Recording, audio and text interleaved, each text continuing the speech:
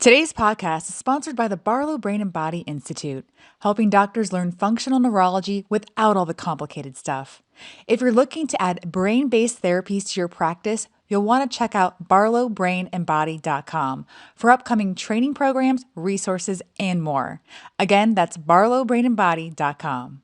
Avoid the most common pitfalls of chiropractic practice. Welcome to the KC CHIROpulse Podcast. I'm Dr. Michael Perush, and I'm joined by my co-host today, Dr. Troy Fox. Welcome, everybody, to the KC CHIROpulse Podcast. Troy, how are you? I'm so burnt out. I don't know what I'm going to do. Okay. Now that you said that. So we were at a chiropractic event over the weekend. I won't say what event it was. Right. Some of you will figure it out. It was phenomenal. Yeah. But this is one thing. There are four things that I heard all weekend long talking to doctors. We must have talked to 300 or 400 doctors. And we heard these same four things all the time. And one of them was burnout. And almost everybody that talked about burnout said, I'm so burned out, I just want to quit the profession. One guy said, I'm so burned out, I want to go sell insurance. And I thought, good Lord, you are burned out if you want to go sell insurance. But, I got to thinking, we keep hearing these common themes. And these common themes relate back to things that we do in our practices, in our businesses, that are different than what other entrepreneurs are doing. Okay, so burnout, number one. Why do we burn out? Well, we have a lot of work. We have a lot of administrative work anymore. It's not just patient care. We've got, you and I were talking about this before we jumped in here in the studio, documentation. Oh yeah, that's a big one.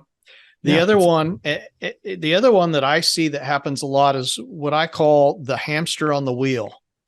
So, yeah. And I want to say that's the nicest way possible because we put ourselves in this position, and I was in this position.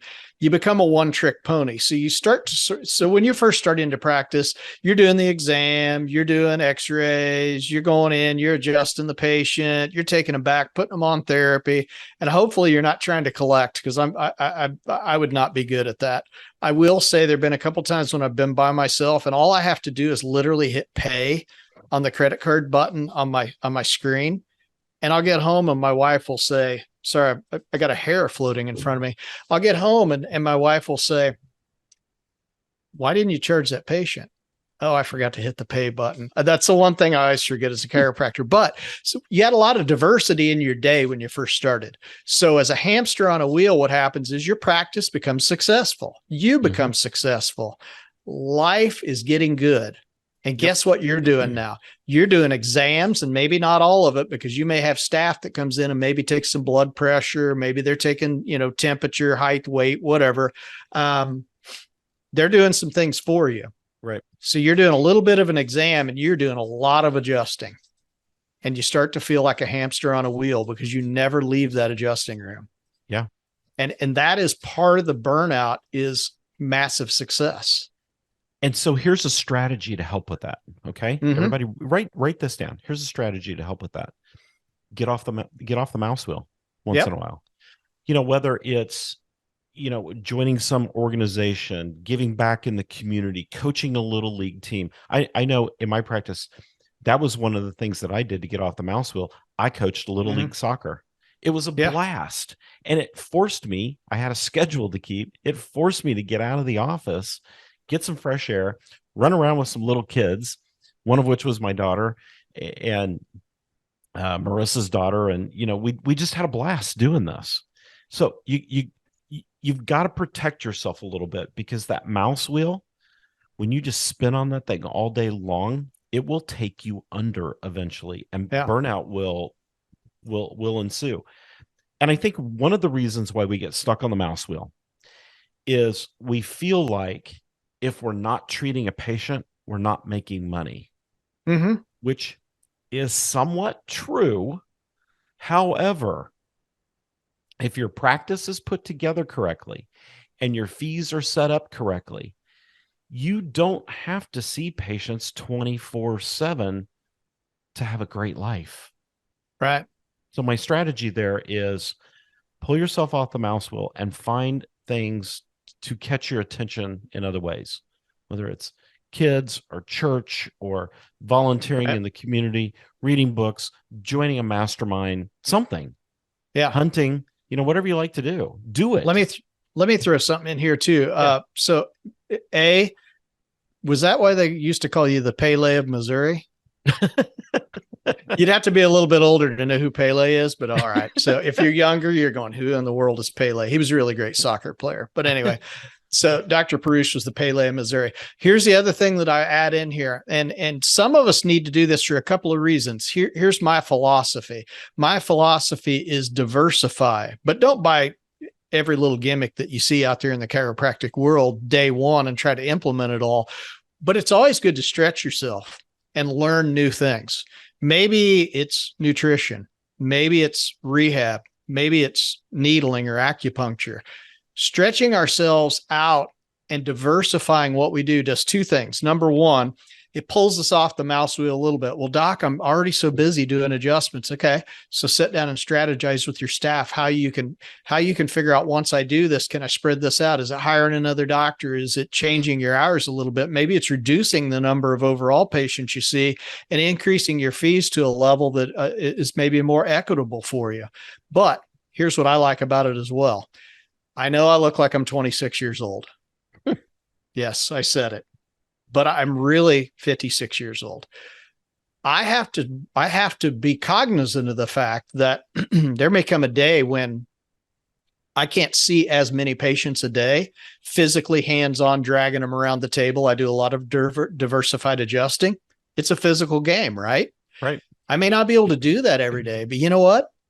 I can dry a needle. Yeah. I can do functional medicine. I can do nutritional counseling. There's a lot of things that I can do. I could do more decompression. There's a lot of things that I can do that don't require that. And so I think with what you were saying, diversification is something that you can look at. Just don't diversify too rapidly. I think sometimes we see people that go, well, I'm going to do this, and this all at the same time. And I think you're setting yourself. Yeah. So I think you set a goal and you go for that goal, because that's the last thing I'm going to add to this. The other thing that happens is sometimes you reached every goal that you ever thought you might, and you're not sure where to go next, and you're stuck. And I've seen that happen as well. Yep. I might even have been a victim of that at one point. That's funny.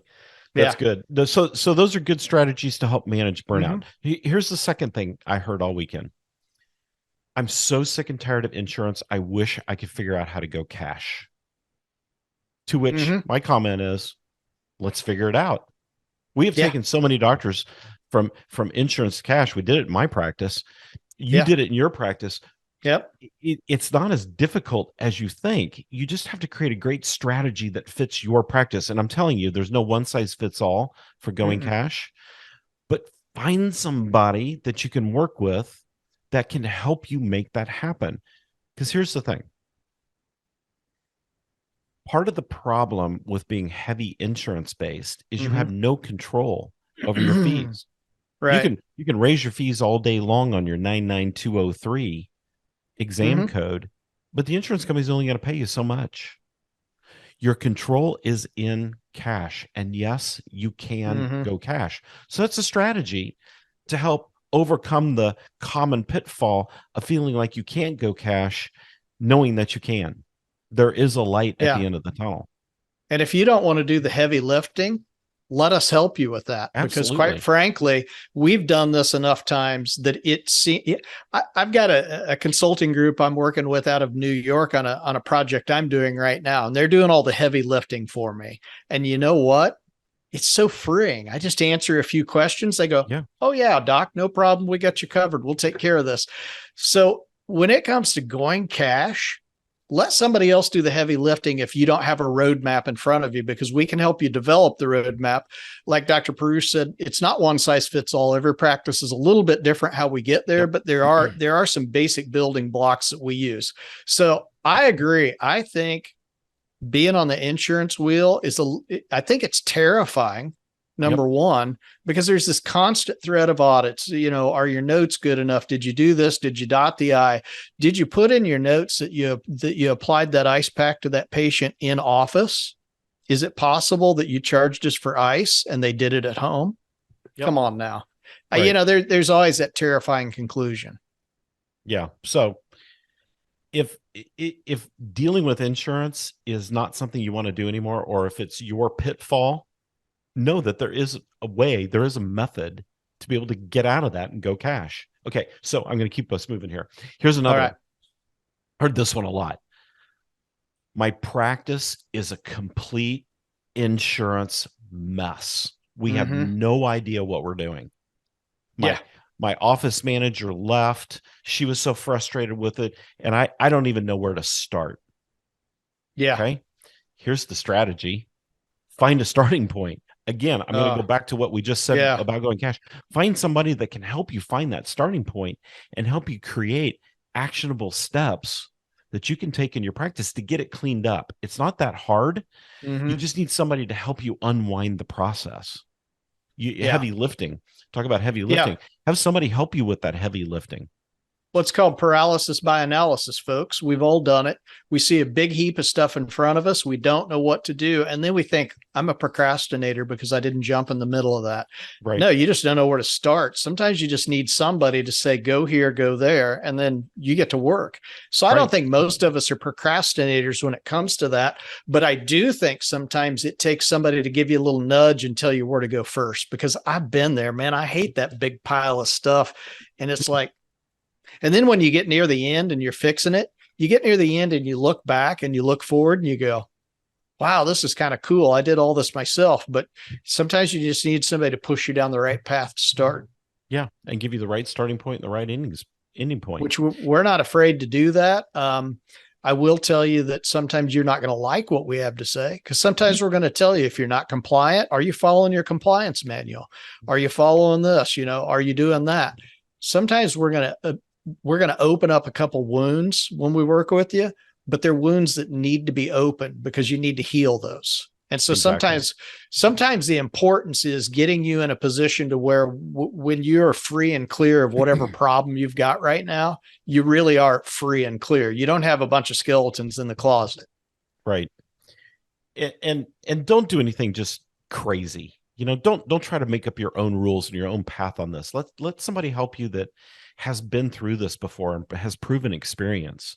I heard one doctor say, we've got such an insurance mess in our practice, we're thinking about shutting down for 2 or 3 weeks just to try to figure out what's going on. There's probably, it may be that bad, but there's probably a better way to handle that. So don't just do something drastic or just decide, I don't want to deal with insurance anymore. It's too much of a mess. I'm just going to quit them all and just charge everybody cash. Don't do stuff like that. Get the help you need. You're a doctor, okay? You know how to do doctor stuff, right? We're doctors. We know how to do doctor stuff too. But we also understand chiropractic business inside and out. So, find somebody like that can help you with these kind of things. Okay. So here's the other thing I heard. And this one actually hurt when I heard this. And I heard it from so many people. I have no personal time because my practice has just pulled me down like an anchor. We hear that so much. And I didn't used to hear it 10 years ago. And now I'm hearing it from people that are going, I'm going home and I'm doing notes at night. I don't have any family time. It breaks my heart to hear this from you guys. Troy, we had one doctor that we talked to over the weekend, 29 years in practice, hasn't taken 1 week off from his practice in 29 years. You guys, you can't do that. You cannot do that. What you don't realize, and here's the strategy, if you will. What you don't realize is that when you don't take a step back every once in a while, that you're actually damaging your path to success. So you have to take some time off once in a while. Just put it on the calendar. I used to sit down at the end of the year and I would decide, when am I taking off next year? And we go ahead and put it on the calendar. And I can tell you 2 of those times every year were the week of 4th of July, because I'm an outdoor person. I love the summer. And every week at Christmas, because I want to spend time with family. Always took those 2 weeks off. And if you're having trouble figuring out how to schedule that kind of stuff, let's create some strategies for you to make that happen. Because when you take time off, and what do you do when you take time off? You recharge, right? Yeah. The 7th habit of highly effective people, the number 7 habit is sharpen the saw. It's all about recharging and getting that saw sharp again so that you can continue cutting through those trees. But even if you let it go dull, you're worthless. Even if you come back from vacation and you feel like you need a vacation after your vacation, you know what I mean? You're busy, right. You and the kids had a great time, but you're exhausted when you get home. Right. I still guarantee you're recharged. Exactly. You will come back. You may be physically tired when you get into your practice, but my gosh, what great memories, because you only have one chance, with your family. They're only going to be young once. So I think you need to spend that time. Yep. And you got to take time for yourself. And I about died right there, right when I was talking. But definitely, yeah. So, when you're doing this, and here's the other thing that I would tell you again: let us be your accountability partners, because either that or pick somebody that does take vacations. Because quite frankly, sometimes people go, yeah, doc, I really do need to take a vacation. 6 months later, I'm like, hey. So where have you been? I haven't been anywhere yet. I'm still thinking about it. I just can't find the right time in my schedule. You need an accountability partner to make you take a little bit of time. What's the worst thing that's going to happen? You're going to lose a patient, maybe because they got mad at you because you took time off for the first time in 28 years. No. Said no patient ever. Said no patient ever. Maybe you lose a patient because they needed acute care and you were gone for a week and they went to another chiropractor and they liked the services they provided in their office. Well, so be it. They're not my patients. They're not your patients. They're our patients. That's right. Now, you may provide a great atmosphere for that patient, but if they need care right now, let them get that care. And if they decide that they're really happy with that doctor they're with, fantastic. They're getting good chiropractic care. Those kind of things do happen now and then. Yeah, it's exactly right. So create some strategies. Okay. So I want to review real quick. Okay. Burnout. I want to quit. I'm burned out and I want to quit. That's one of the pitfalls. I'm sick and tired of insurance. I need to figure out a way to go cash, but I don't think it's possible. I have an absolute insurance mess in my practice. I don't even know where to start. I'm thinking about taking drastic action, like closing the office for a long period of time. And the last one, my practice doesn't allow me to have any personal time. And there are so many other things that we heard too, but these four we heard over and over. And I mean, it was like, we kept looking at each other when we were there going, oh my gosh, this is like a plague. And then here was the final common theme amongst everybody. I wrote it down. I'm still not sure if I really need coaching. Really? If you're having issues in your practice, whether it's one of these four or it's some other pitfall that you're having that's preventing you from success, hey, everybody, listen up. The way to success is by having a coach push you outside of your comfort zone and to help you see things that you can't see on your own. Can I tell you guys a secret? Even coaches get coaching. And absolutely. I don't care if it's coaching for this, but I will tell you that even in my practice, I bounce things off of Mike and Marissa and receive coaching, because sometimes they go, I think I've got this really great idea that I'm going to do in my practice, and we'll bounce the idea around a little bit. So even I receive coaching, or I'll ask a question about, hey, have you guys heard this new Medicare, change? Let's talk about it real quick, because I need to make sure I've got everything implemented correctly. So I even ask questions sometimes. So even coaches need coaching. Even coaches. So quite frankly, somebody that's just flying by the seat of their pants amazes me, because you're probably really smart. I give you that. Sure. But you should be smart enough to realize you probably need a little bit of mentoring or coaching. We do a little bit of both. Yeah. Yeah. And here's the great thing about it. It's a great investment in your practice. It's going to make your practice go up in so many ways. You're going to have more time, more revenue, more profit. I could go on and on. That's a whole other podcast. So, Oh yeah. Hey, if you haven't done this already, go to catsconsultants.com. Do it right now. I'll wait. catsconsultants.com. Good job. And make sure to download our PDF on how to boost your annual practice income by $130,000 in 5 simple steps. And I'm telling you guys, these are the simplest things ever. And there's actually even a bonus step in there. So go download that right now. Get that in your hands. Read it tonight. Start implementing it tomorrow. Let's create some strategies to get the common pitfalls out of your practice. Troy, thanks for being here today. And everybody out there, thanks for listening to the KC CHIROpulse podcast, brought to you by CATS Consultants, helping doctors keep their pulse on success. We'll see you next time. See ya.